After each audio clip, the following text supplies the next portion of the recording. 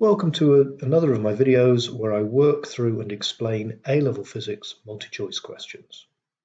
If you want to try this question yourself, please pause the video now. If you got the answer B, give yourself a pat on the back.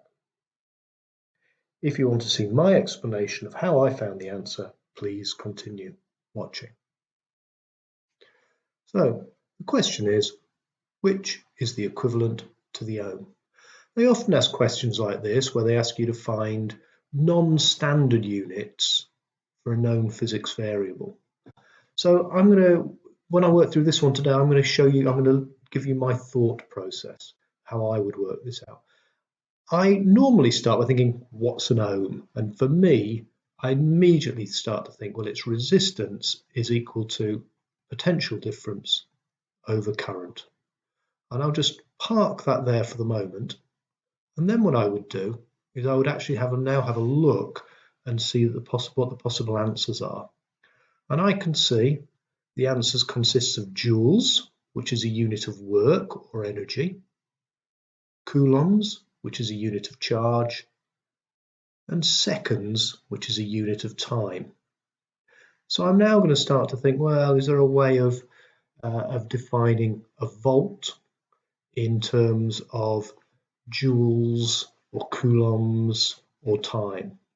So my initial thoughts are potential difference is equal to work done per unit charge. And already I'm thinking, oh good, I can see there's a work is measured in joules, charge is measured in coulombs. So I could substitute work over charge for potential difference in this equation. If I do that substitution, I get resistance is equal to work over charge and current. But I go back to my possible answers, there's no answer that's got amps in the answer. And of course, amps are the units of current. But I do know that current is equal to charge over time. So I could substitute charge over time into this equation, and that would give me resistance is equal to work over charge,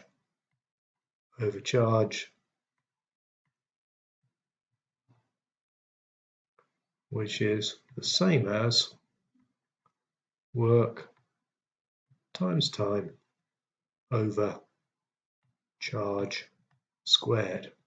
Now, the units of work are joules, the units of time are seconds, and the units of charge are coulombs, but of course it's 1 over charge squared, which is the answer B.